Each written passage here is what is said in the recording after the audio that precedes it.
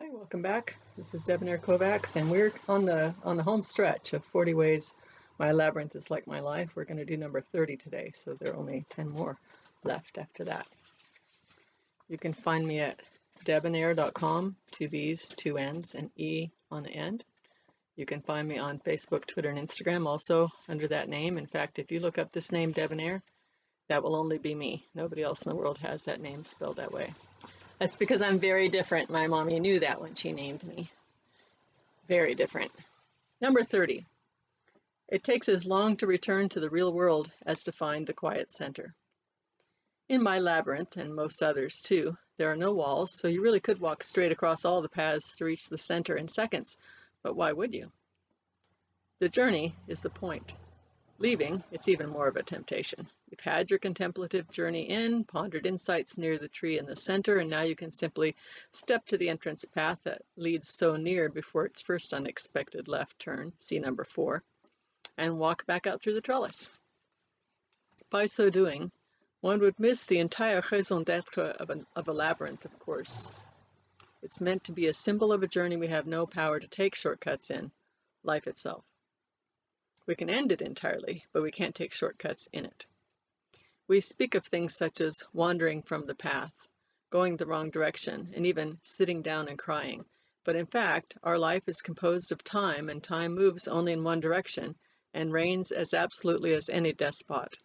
No matter what you choose to do with the next minute, at the end of it, you'll be exactly 1 minute older, which is to say, 1 minute further from the moment of your birth and 1 minute nearer to the moment of your death.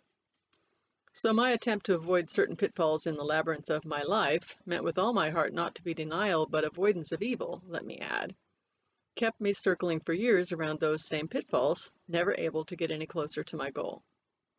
Then again, the labyrinth of life is more like a spiral, leading in and out from the center over and over, but on a higher or lower plane each time.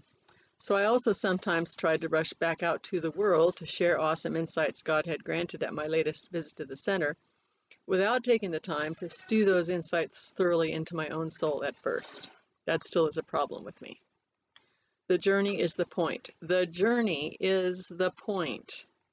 Daily, at least, as I write these small essays, I visit the center and sit with God a while. I begin to write my thoughts, and then, following the Holy Spirit's guidance as well as I know how, I delete and retype and put words back in and take them out again and reword and reword. This particular one has had nearly as many paragraphs removed as you see, or in this case hear now. And eventually I hit publish post and send out another small insight into the odd world known as blog, where I hope some are sharing and gaining from it and adding and taking away from it into their own lives' labyrinths. On the days when I rush and barely edit, it's likely there's less truth germ present. This is just a tiny picture. In the much larger and more important ways, there have been life-threatening quests to the center, dazzling insights there, and much more time steeping than seems necessary to me in my hurry to share these awesome things. Awesome to me because they fit me, I get that. Take your time. In the light of eternity, you have plenty. And I'll add a little bit to that one in this little reading. Of course, I was writing about writing these posts, which were several years ago. But as a writer who writes most days, I was going to say every day, but it's not quite true, that's still always true for me.